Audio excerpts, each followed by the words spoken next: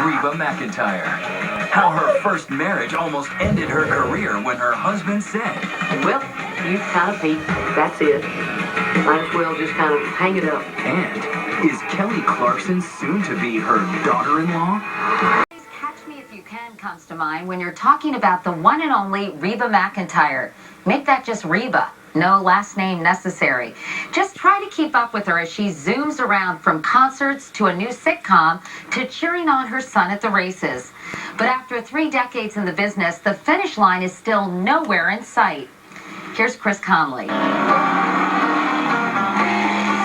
For Reba McEntire, it's a very different kind of backstage.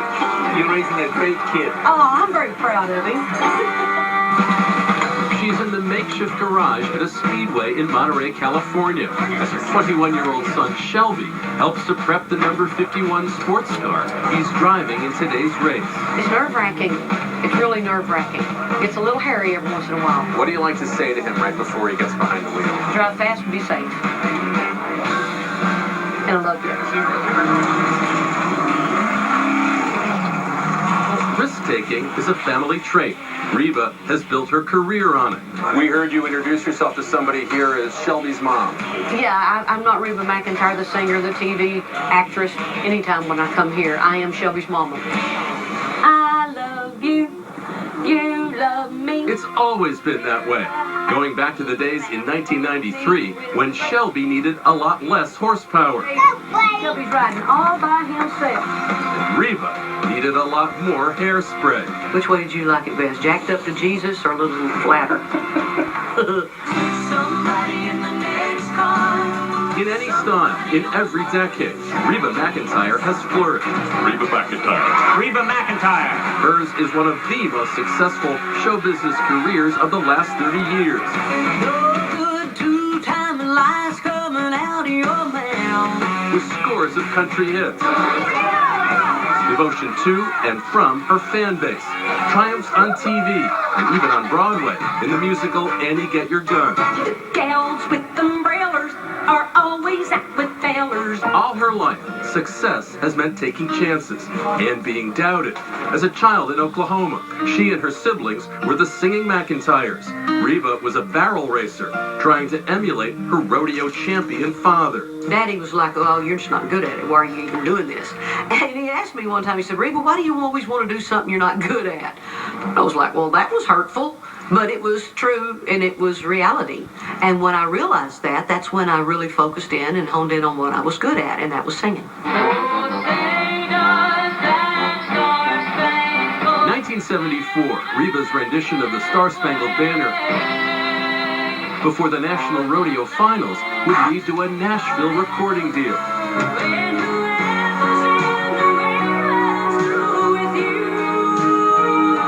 Big hits, industry acclaim would follow by the mid-'80s, yet her future would soon be doubted by those closest to her. In '87, my manager and my husband at the time both kind of said, "Well, you've kind of peaked. That's it. Might as well just kind of hang it up." Reba, what's that like to hear from your husband at the time? You've peaked. Well, it's very hurtful because I just thought I'd gotten my foot in the door. But I thought, I want that again. I want more of that. Well, no, you probably won't get it. But there's more things I want to do. Well, no, probably not. Someone else, though, figured that Reba was just getting started. Narville Blackstock, then her pedal steel player. One person was always behind me saying, "You know what we could do?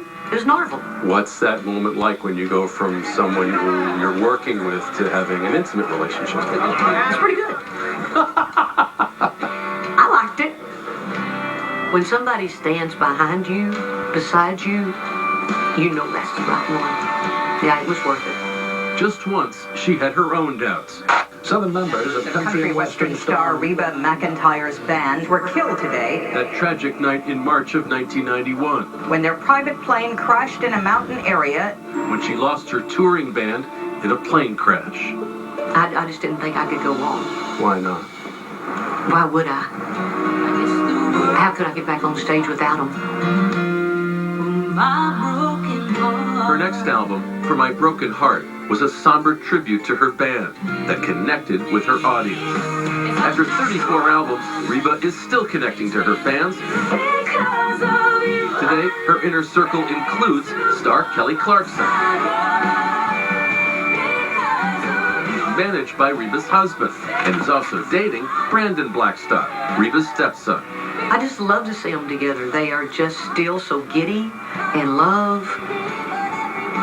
They're meant to be. She can make his coffee. Creatively, Reba's still at it, recording, touring, and a week from tonight, re-entering the sitcom world Very quiet, please. with Malibu Country here on ABC. Marker.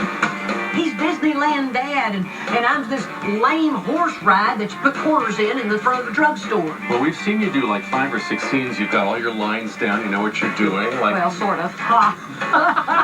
Got you fooled, don't it?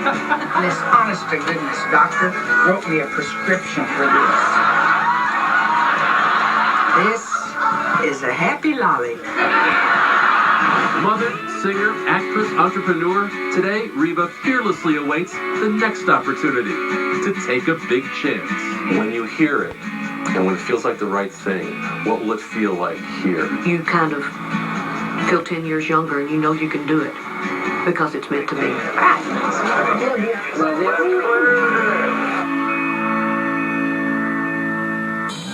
When her husband said, Well, you've kind of peaked. That's it. Might as well just kind of hang it up. Wow, did she not like that? Okay, we'll just stick to Tim and Reba. Last Man Standing in Malibu Country on ABC Comedy Friday. Unless you prefer fried Tim Bud. Please make this stop.